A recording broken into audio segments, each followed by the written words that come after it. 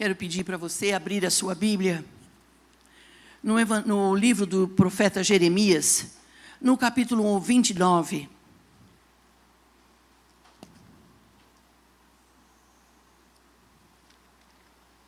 Jeremias 29, nós vamos ler um versículo muito familiar nosso, que é o versículo 11.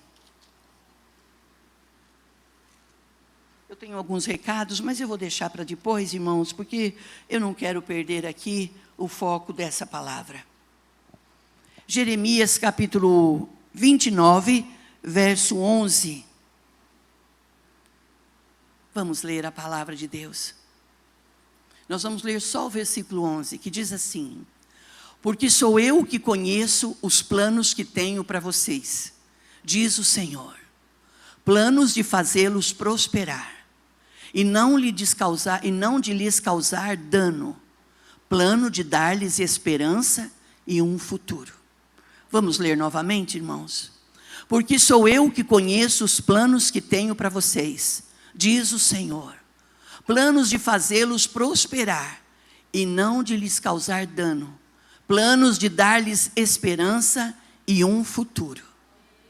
Querido Espírito Santo, a tua palavra foi lida, será pregada, traz à nossa memória tudo aquilo que nós precisamos lembrar, e tira de nós o que tem que ser esquecido, e Senhor, abençoe os nossos corações, que os nossos corações sejam revestidos de força, de coragem, em o nome de Jesus. Nós abençoamos os irmãos que estão no online. Eu mando um abraço bem forte para o Benício e para a Betina, que estão assistindo online, que eles sejam abençoados mais ainda no Senhor. Deus, e que a tua palavra ao ser ministrada, nós não tenhamos falta de nada. Repreenda toda a força do inimigo e não deixa ele roubar o poder dessas sementes. Nós oramos no nome de Jesus, e a igreja que crê diz amém. Amém. Por favor, irmãos, queiram sentar-se.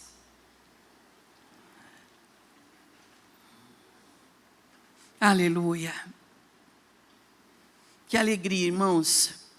Que alegria. Eu falei dos recados, eu falei que depois eu vou falar no final, né, irmãos? Eu acho que eu não estou esquecendo de nada. Que alegria recebê-los nesta noite de quarta-feira. E eu me emociono bastante, irmãos, porque não é um ano, e não é 2 anos, e nem 10. São muitos anos. É uma vida toda. Todas as quartas nós estamos reunidos na presença de Deus. E nós acreditamos que todas as vezes que nós estamos reunidos na presença de Deus, agora no presencial e também no online, a igreja das duas asas, todas as vezes que nos reunimos, nós não sairemos daquele lugar ou desse lugar da mesma forma que entramos, a não ser que nós queiramos. Se a gente fechar a mente, fechar o coração e dizer assim, olha, eu não quero nem saber dessa palavra. Porque às vezes, irmãos, se tratando de reino espiritual, o inimigo ele é tão ardiloso, que a gente vê o pregador, o pastor, a pastora, e você diz assim, ó, não é esse pastor que eu quero ouvir. Não é essa pastora que eu quero ouvir. Como se a pessoa em si tivesse algo para oferecer. É natural, é certo que nós nos identifiquemos mais com um e com outros. É natural isso. Mas a gente não pode dizer assim, olha, eu não vou receber nada vindo daquela pessoa. Porque o Senhor, Ele age como Ele quer. E da forma que Ele quer. E nesta noite nós estamos sentados aos pés do Senhor. E eu tenho o hábito de falar muito sobre isso. Estar aos pés do Senhor. Nós somos homens e mulheres que trabalhamos muito. Nós lutamos com a nossa vida. Nós lutamos para manter a nossa casa de pé. Lutamos para manter a nossa família equilibrada. Lutamos para viver uma vida cristã. Trabalhamos fora, trabalhamos internamente, trabalhamos de noite se precisar.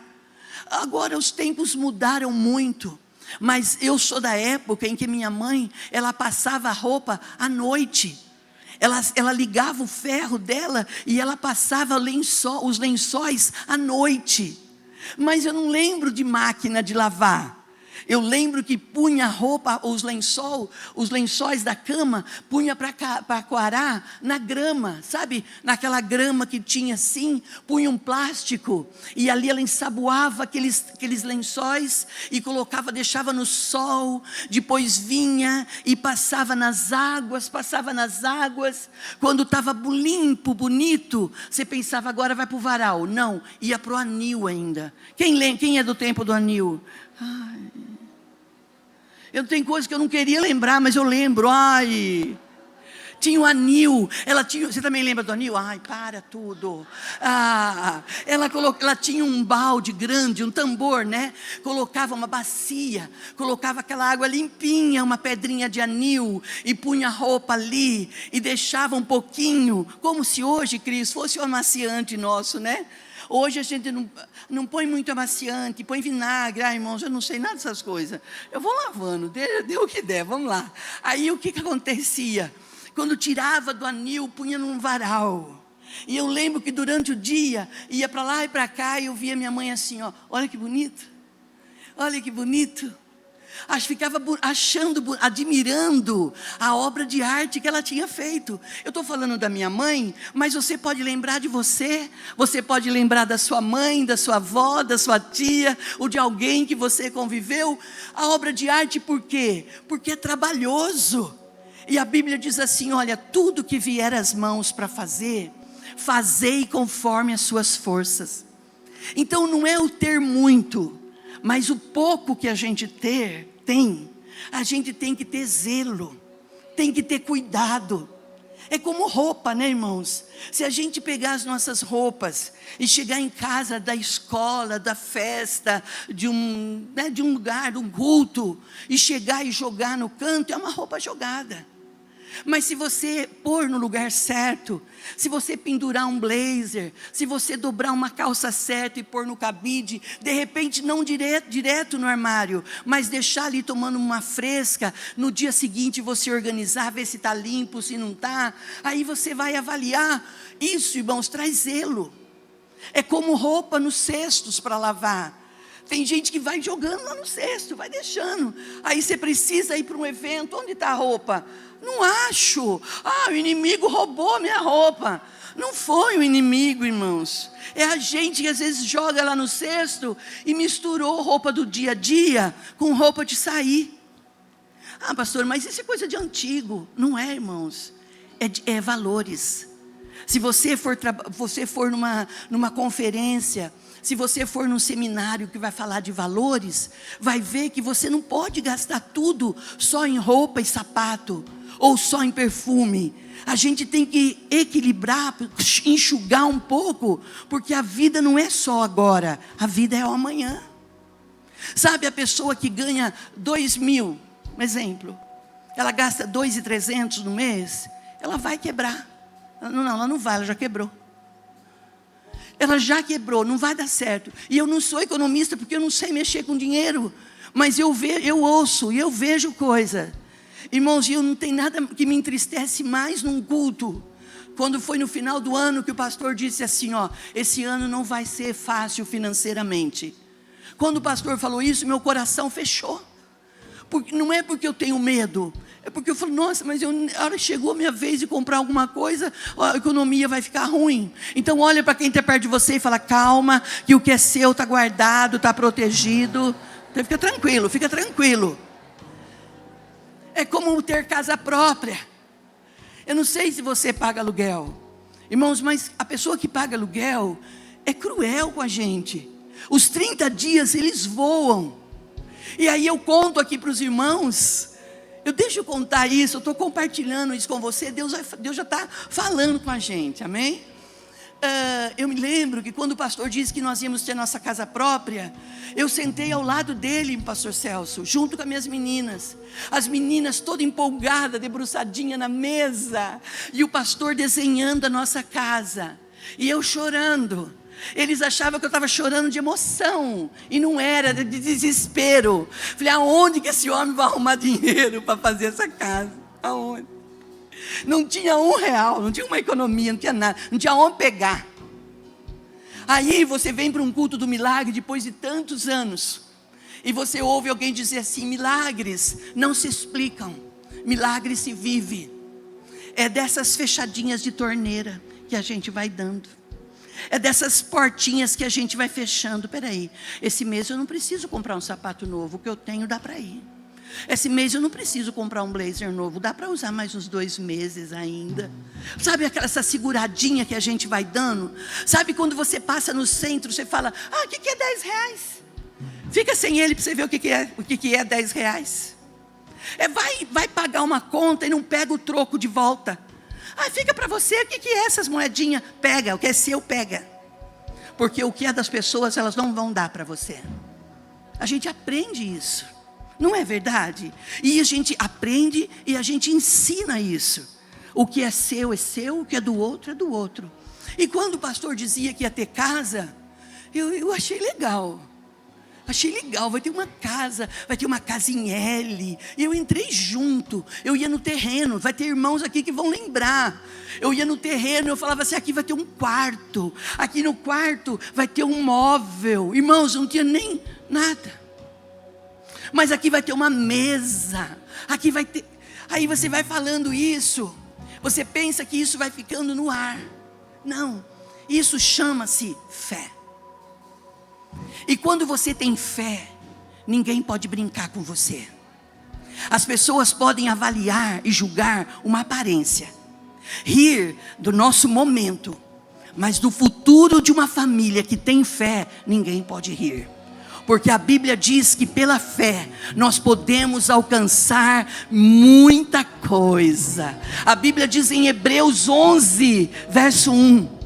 A fé é o firme fundamento das coisas que esperamos e prova das coisas que não vemos. Pastor, você fala esse versículo, eu não entendo nada. Escreve ele. Põe ele na porta no seu computador. Põe ele onde você fica. Põe na sua geladeira. A fé é o firme fundamento das coisas que esperamos e prova das coisas que não vemos. Nós temos que gerar coisas. Nós temos que desejar coisas. Eu me casei com um homem. Eu me casei muito cedo, irmãos, com 20 anos. Ou para mim era muito cedo. Eu acho hoje cedo. Na época eu achei que era bom. Achei que casar com 20 anos era bom. Hoje talvez eu iria esperar mais um pouquinho. Eu ia fazer outras coisas antes de me casar. Mas na minha época, a gente se casava e ia ter filhos. E está tudo certo por isso. Olha, hoje nossos filhos são todos adultos e a gente é tudo jovem. Diga amém aí, amém. Hoje de manhã eu tive uma experiência tão triste com o Benício. Benício é meu netinho. E eu falei assim: Benício, quantos anos você tem? Ele falou 6. Mas ele tem um orgulho de falar que ele tem 6 anos. E eu falei: você sabe quantos anos eu tenho? Aí eu falei. Ele fez Aí eu falei assim, ele brincou, né? Eu acho que ele brincou, eu penso, quero pensar que ele brincou. Eu falei assim para ele: Benício, a vovó está ficando velha. Achei que ele fosse falar assim. Eu pensei que ele fosse falar assim: imagina, vó, tá tudo certo. Ele olhou para mim e falou assim: olha, vó, já está dando para perceber. Pelo amor de Deus. Eu falei: eu tenho inimigo dentro da minha casa. Não brinque com criança. Não fale as coisas para criança, porque eles têm resposta na ponta da língua. Mas fiquei magoada, fui lá, irmão, virei um The Flash. Coloquei a casa de pé, você acredita? Aí eu queria perguntar para ele assim: por que você acha que eu não estou bem? Gente, você vê o que é a cabeça de um homem, o que é a cabeça de uma mulher? Mas homem não liga para isso. Liga, gente.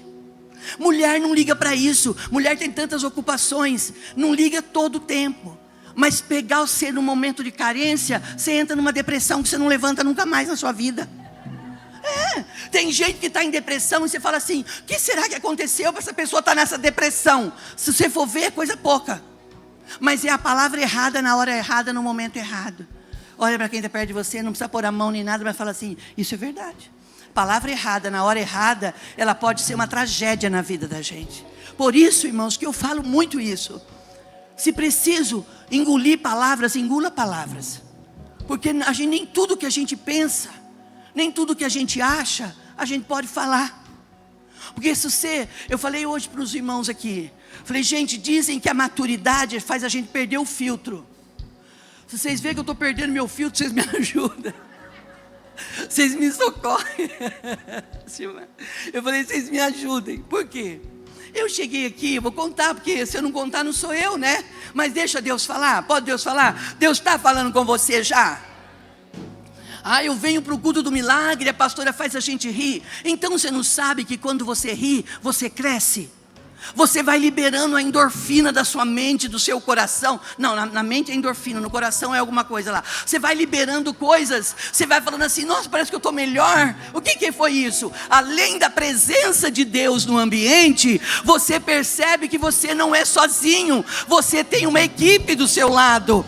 Eu não sou melhor que você e você não é melhor que eu. E nós precisamos de Deus na nossa vida.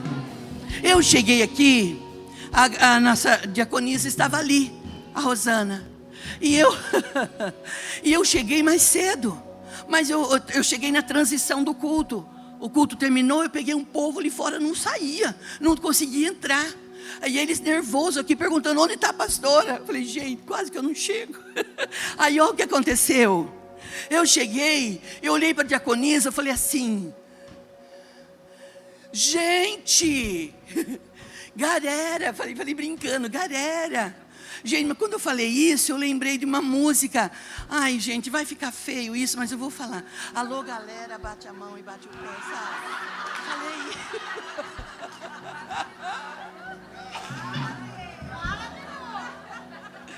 Falei isso, né? Eu olhei para ela e falou, pastora, o diácono que estava ali falou, pastor, mas eles riam. E eu nervosa, porque eu falei assim, olha, foi minha cabeça. Aí foi aí que eu falei que o filtro é necessário, a gente precisa filtrar. Mas às vezes você já teve a impressão que as pessoas não usam filtro com você? As pessoas acham que você é tão forte, que elas podem falar do jeito que quer, da forma que quer e da forma que vem.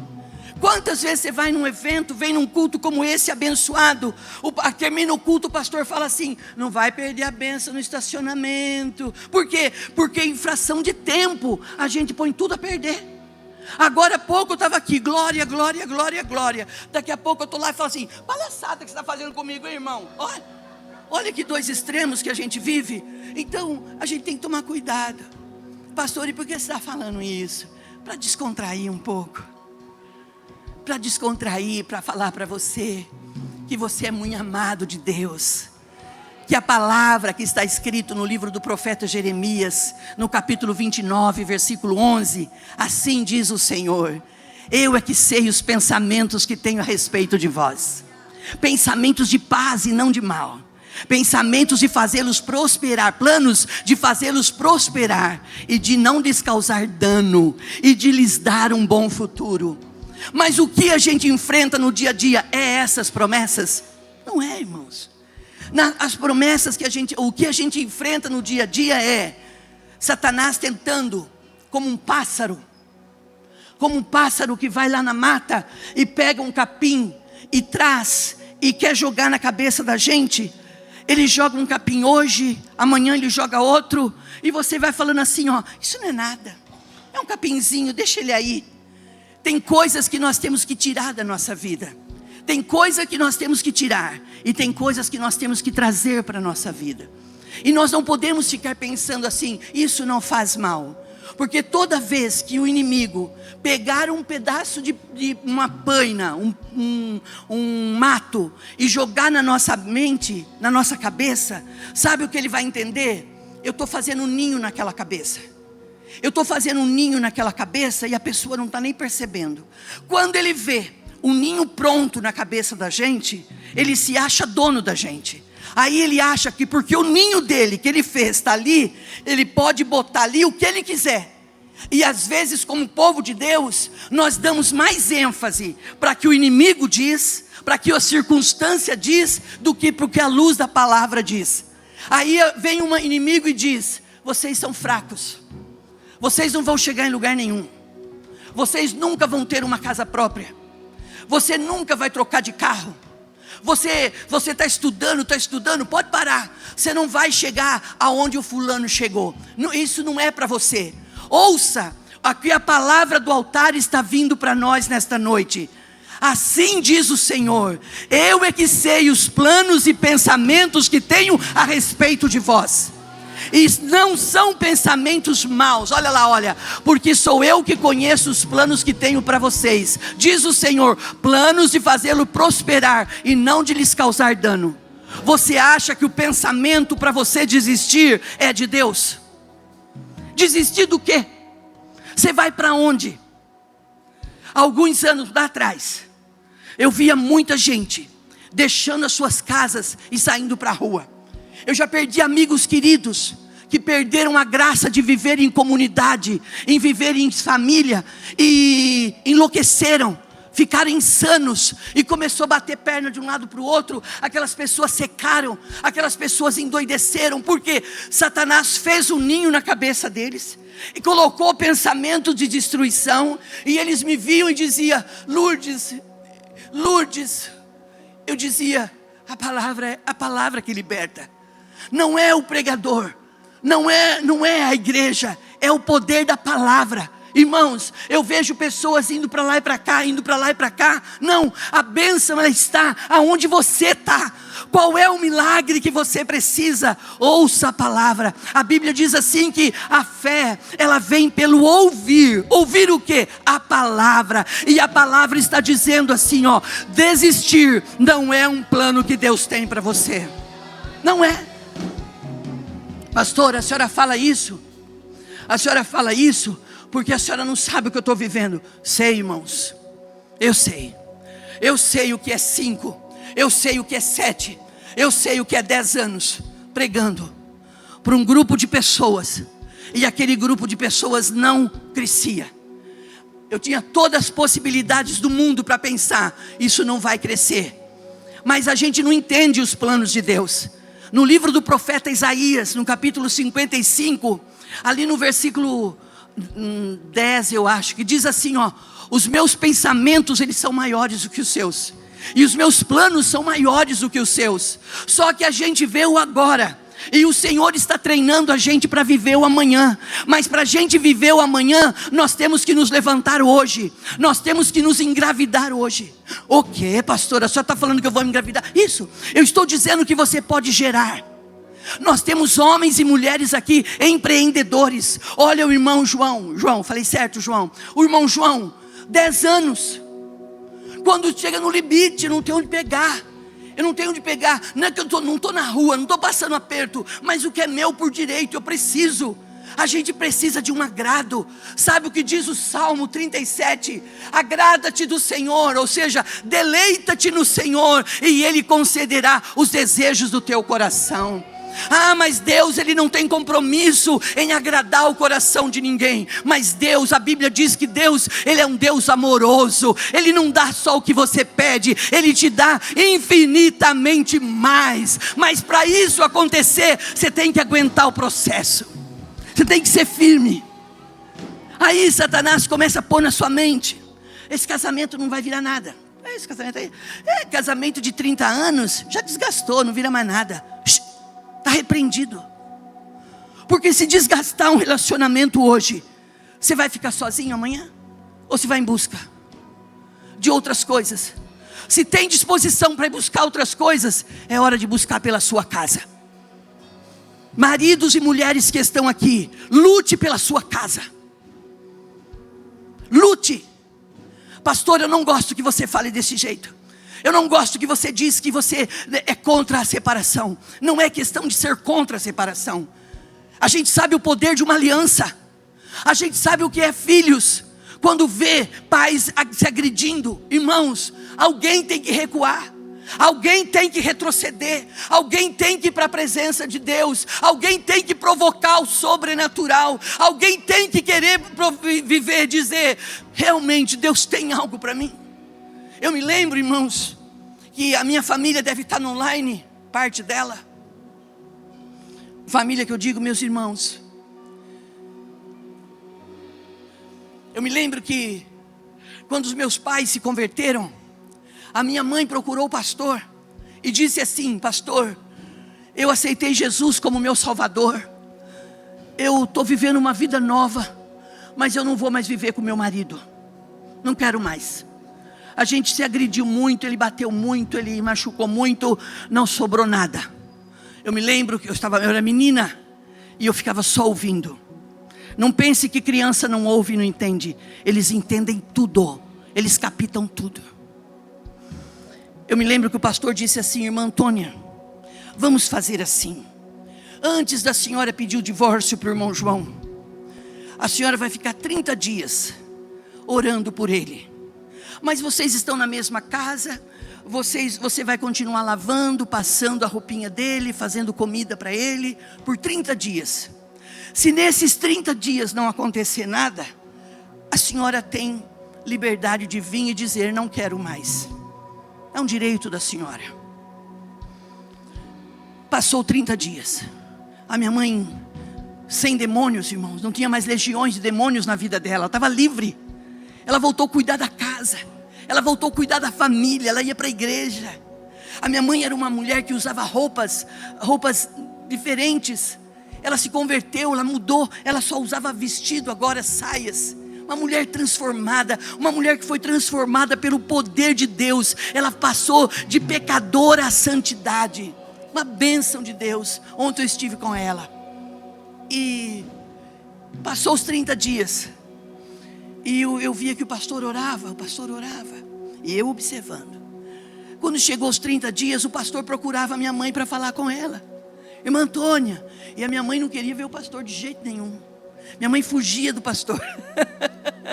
Irmã Antônia, venha cá. Daqui a pouco. Quando o pastor um dia não teve jeito, o pastor disse: vamos sentar, irmã Antônia, vamos conversar. Eu estou falando de família. Estou falando da minha família, da sua família.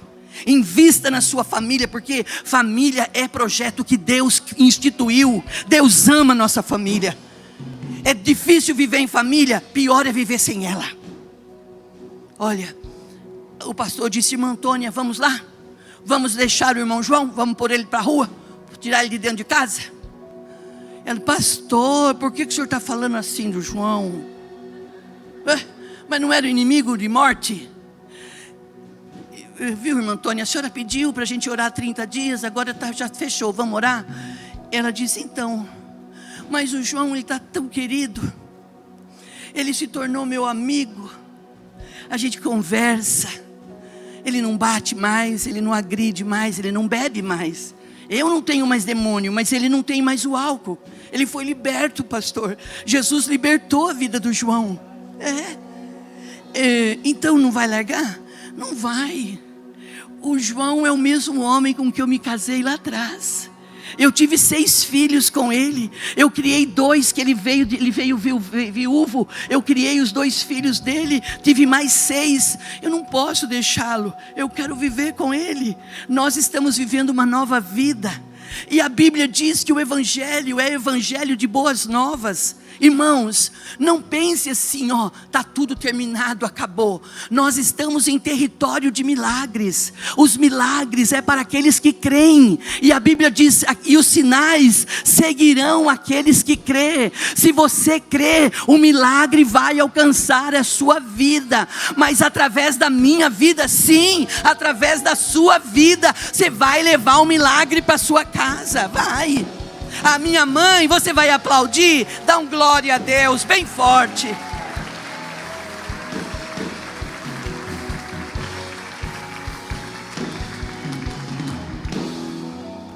Meu pai se converteu aos 56 anos. Ele era analfabeto. Ele era analfabeto totalmente. Mas ele não se conformava. Agora ele conheceu Jesus, ele precisava ler a Bíblia. Ele precisava escrever o nome dele. Ele foi para o Mobral. Hoje eu não sei se é o EJA, não sei se tem outro. Hoje é o EJA, né? Ele foi para o Mobral. E ele aprendeu a escrever João da Silva. E escrevia o nome dele. Em todo lugar você via o nome dele, João da Silva. Foi transformado. Ele foi transformado.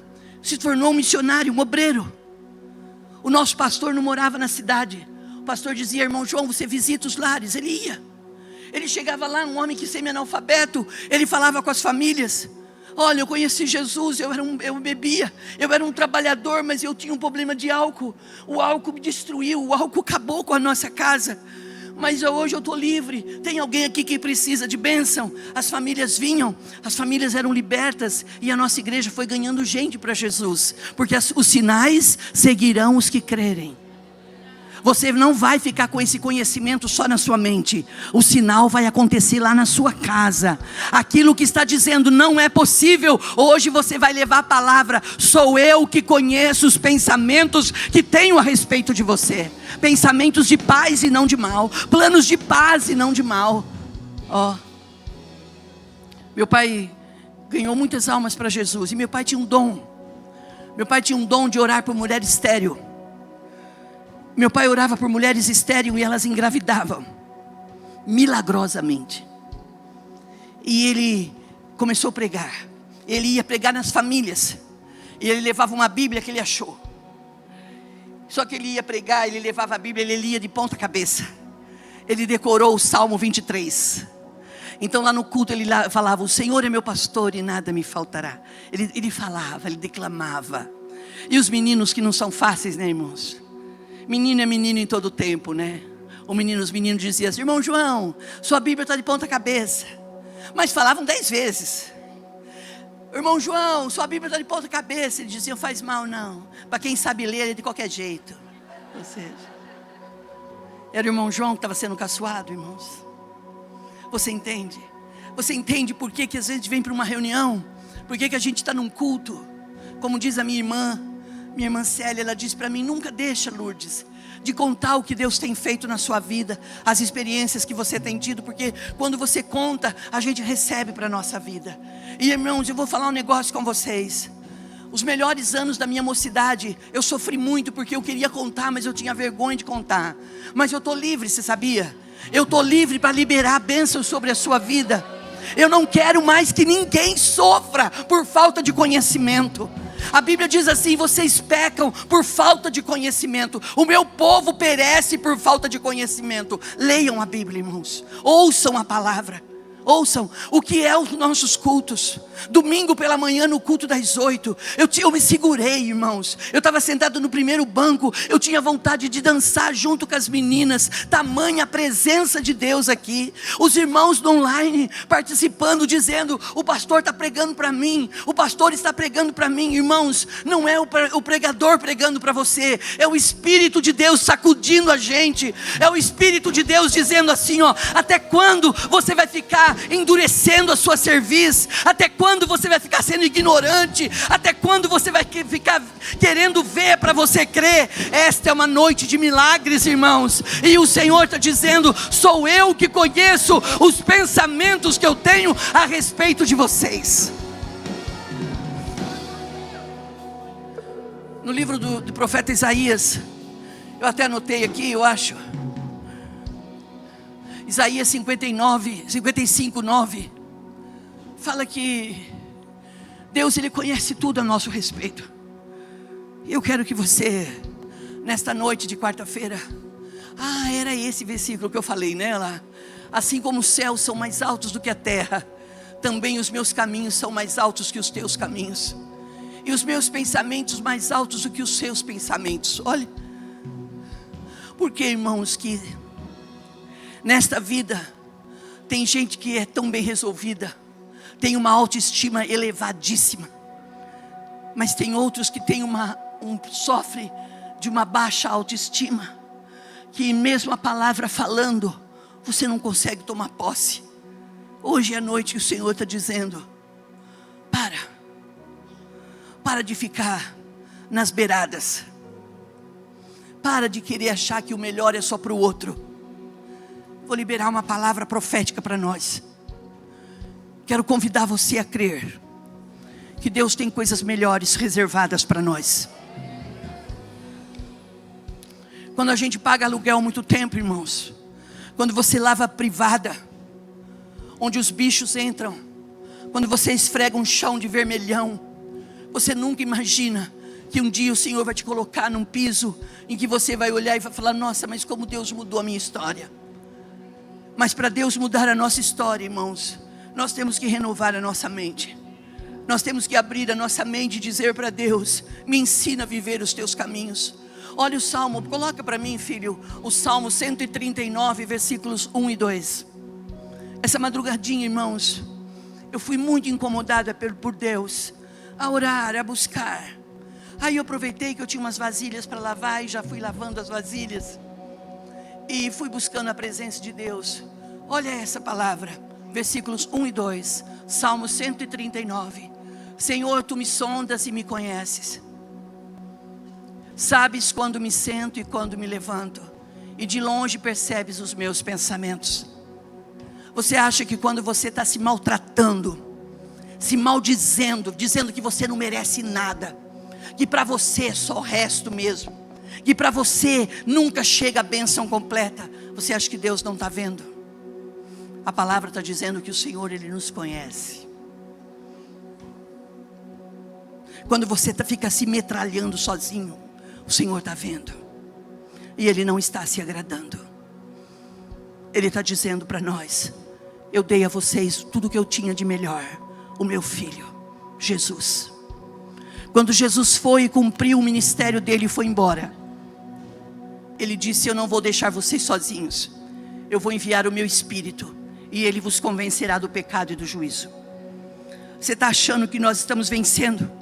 De verdade, irmãos, você acha que nós estamos nos levantando todo dia porque nossos hormônios estão a ponto de bala?